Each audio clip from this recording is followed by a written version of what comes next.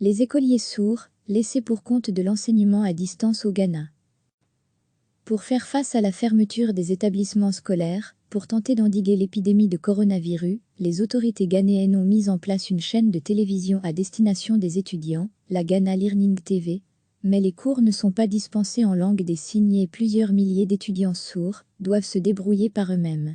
Le Ghana constate les premiers cas de coronavirus le 12 mars dernier. Quelques jours plus tard, le chef de l'État, Nana Akufo-Addo, décrète l'interdiction de tous les rassemblements, la fermeture des lieux de culte et de tous les établissements scolaires. Plusieurs millions d'écoliers et d'étudiants ont été priés de rester chez eux.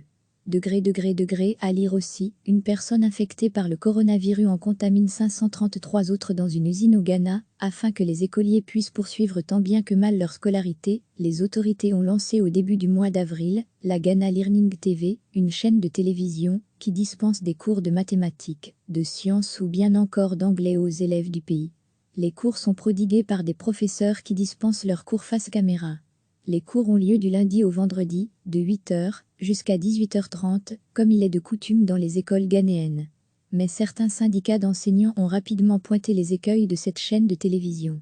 De nombreux enfants dans les lieux les plus reculés du pays n'y ont pas accès et subissent de nombreuses coupures de courant, avance Véronica Dzigu, coordonnatrice des programmes au Ghana National Éducation Campagne Coalition, un regroupement de syndicats d'enseignants du public.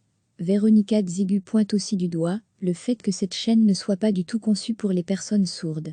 Selon les associations, le pays compterait quelques 6000 étudiants sourds et les cours ne sont pas doublés en langue des signes. Eyanzokia Emmanuel est un jeune lycéen originaire d'Accra qui étudie dans l'est du pays dans un établissement pour personnes sourdes. Nous sommes souvent laissés de côté par les décisions prises par le gouvernement, déplore-t-il.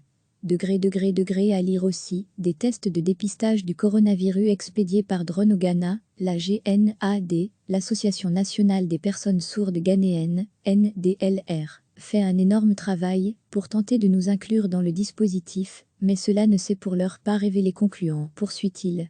Le jeune lycéen doit ainsi se procurer par lui-même les cours, afin de pouvoir suivre sa scolarité. Je suis très déçu de la Ghana Learning TV, car les autorités n'ont pas prévu de feuille de route pour les étudiants sourds, confie à son tour Stephen Abroka, professeur dans un établissement pour personnes sourdes à Koforidua, dans l'est du pays, et par ailleurs président régional de la GNAD. L'association tente de lancer une application pour permettre aux étudiants de pouvoir suivre leur scolarité, malgré la fermeture des établissements scolaires. Mais le projet prend du retard à cause d'un manque d'argent. Il faudrait que les éducateurs et les enseignants pour personnes sourdes se réunissent pour tenter de trouver une solution à ce problème qui touche plusieurs milliers de personnes et qui met en jeu leur réussite éducative, estime Stephen Abroka.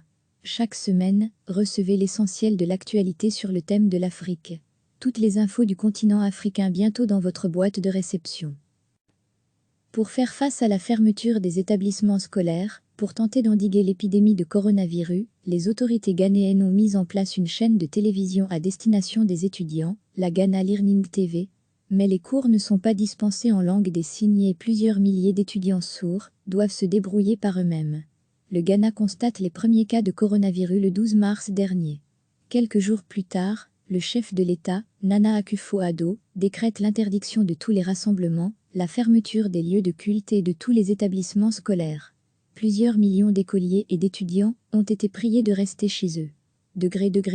À lire aussi, une personne infectée par le coronavirus en contamine 533 autres dans une usine au Ghana, afin que les écoliers puissent poursuivre tant bien que mal leur scolarité. Les autorités ont lancé au début du mois d'avril, la Ghana Learning TV, une chaîne de télévision, qui dispense des cours de mathématiques, de sciences ou bien encore d'anglais aux élèves du pays. Les cours sont prodigués par des professeurs qui dispensent leurs cours face caméra. Les cours ont lieu du lundi au vendredi, de 8h jusqu'à 18h30, comme il est de coutume dans les écoles ghanéennes. Mais certains syndicats d'enseignants ont rapidement pointé les écueils de cette chaîne de télévision. De nombreux enfants dans les lieux les plus reculés du pays n'y ont pas accès et subissent de nombreuses coupures de courant, avance Véronica Dzigu, coordonnatrice des programmes au Ghana National Éducation Campagne Coalition, un regroupement de syndicats d'enseignants du public. Véronica Dzigu pointe aussi du doigt le fait que cette chaîne ne soit pas du tout conçue pour les personnes sourdes. Selon les associations, le pays compterait quelques 6000 étudiants sourds et les cours ne sont pas doublés en langue des signes. Eyanzokia Emmanuel est un jeune lycéen originaire d'Accra qui étudie dans l'est du pays dans un établissement pour personnes sourdes. Nous sommes souvent laissés de côté par les décisions prises par le gouvernement, déplore-t-il.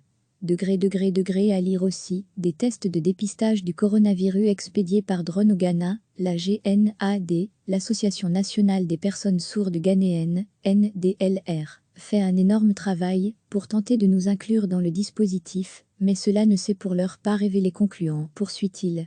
Le jeune lycéen doit ainsi se procurer par lui-même les cours, afin de pouvoir suivre sa scolarité. Je suis très déçu de la Ghana Learning TV, car les autorités n'ont pas prévu de feuille de route pour les étudiants sourds, confie à son tour Stephen Abroka, professeur dans un établissement pour personnes sourdes à Koforidua, dans l'est du pays, et par ailleurs président régional de la GNAD. L'association tente de lancer une application pour permettre aux étudiants de pouvoir suivre leur scolarité, malgré la fermeture des établissements scolaires. Mais le projet prend du retard à cause d'un manque d'argent. Il faudrait que les éducateurs et les enseignants pour personnes sourdes se réunissent pour tenter de trouver une solution à ce problème qui touche plusieurs milliers de personnes et qui met en jeu leur réussite éducative, estime Stephen Abroka. Cliquez sur s'abonner pour recevoir les dernières nouvelles.